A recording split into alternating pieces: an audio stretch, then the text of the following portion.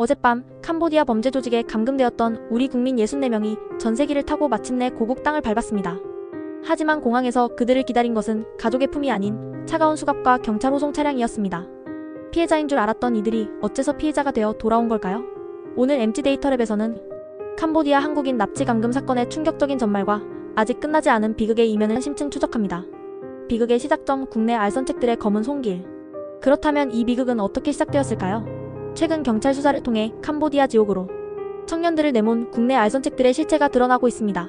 사망한 대학생 박 모 씨의 경우 그에게 통장을 만들어 캄보디아로 가도록 유인한 20대 모집책 기혁 씨가 구속되었습니다. 기혁 씨는 박 씨가 범죄 조직에 통장을 전달하도록 지시한 혐의를 받고 있습니다. 경찰은 기혁 씨를 상대로 박 씨를 캄보디아로 보낸 정확한 경위와 이 사건 배후에 있는 더 큰 규모의 윗선을 추적하고 있습니다. 앞서 구속된 박 씨의 대학 선배이자 또 다른 모집책 홍 모 씨와의 연관성도 밝혀야 할 과제입니다. 결국 이 비극은 해외 범죄 조직뿐만 아니라 쉬운 돈벌이를 미끼로 친구와 후배마저 사지로 내모는 우리 안의 탐욕에서 시작된 것일지도 모릅니다. 국제적 재난 일본에서도 똑같은 비극이. 캄보디아의 노예 사냥은 비단 한국만의 문제가 아닙니다.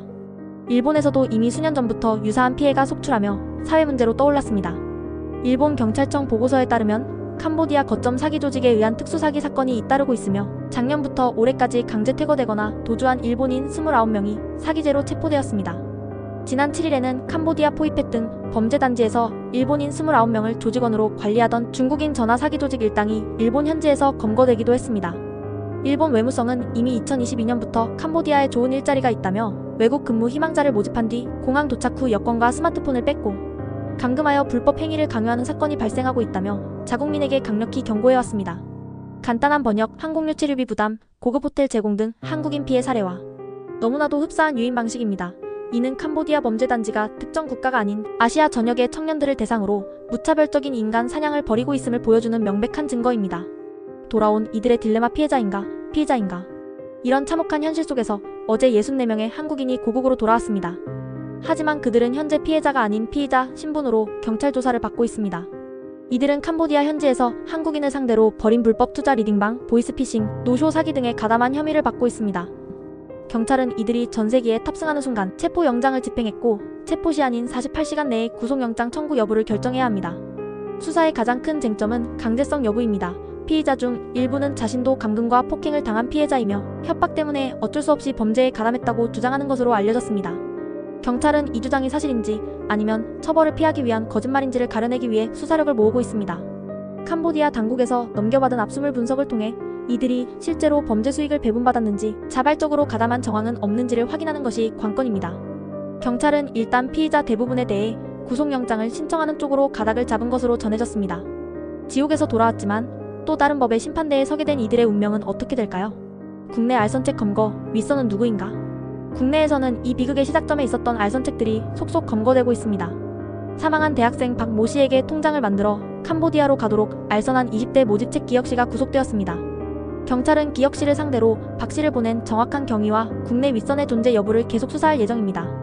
앞서 구속된 박 씨의 대학 선배이자 또 다른 모집책 홍 씨와의 관계도 밝혀야 할 과제입니다.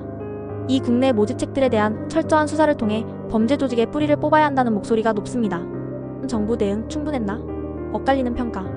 이재명 대통령은 외교부에 총력 대응을 지시했고 정부는 캄보디아 푸놈펜에 특별여행주의보를 발령했습니다.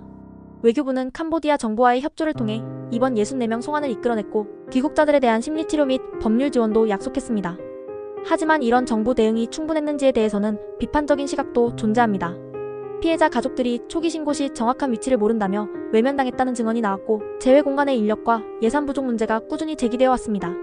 박찬대 의원은 재외공간의 기능을 신고 캄보디아 내무부가 유가족으로부터 어떠한 도움 요청도 받지 못했다고 주장하며 우리 정부 발표와 엇박자를 내는 모습도 보였습니다. 과연 우리 외교 시스템은 해외에서 위험에 처한 국민을 신속하고 효과적으로 보호할 준비가 되어 있었을까요? 캄보디아의 비극은 단순히 온 나쁜 청년들의 이야기가 아니었습니다.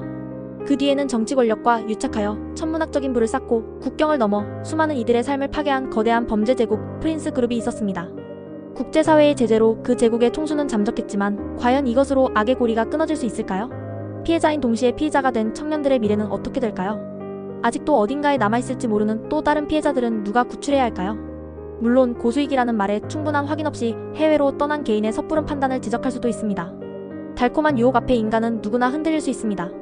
다만 개인의 실수를 탓하기 전에 우리는 먼저 물어야 합니다.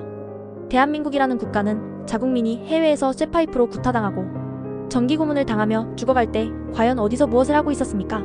피해자가 직접 텔레그램으로 살려달라고 외쳐도 정확한 위치를 모른다며 사실상 외면하고 언론이 떠들고 국회의원이 직접 나선 뒤에야 마지못해 움직이는 외교 시스템. 사건이 터지고 수백 명이 잡혀간 뒤에야 부랴부랴 특별여행주의보를 발령하는 뒷북 행정. 이것이 2025년 대한민국의 민낯입니까? 총력 대응이라는 말이 공허하게 들리는 이유는 이미 너무 많은 골든타임을 놓쳤기 때문입니다. 보여주기식 대책 발표 이전에 단 한 명의 국민이라도 더 구할 수 있었던 기회들을 우리는 왜 놓쳐야만 했습니까? 국민을 지키지 못하는 국가는 그 존재 이유를 스스로 증명해야 할 것입니다.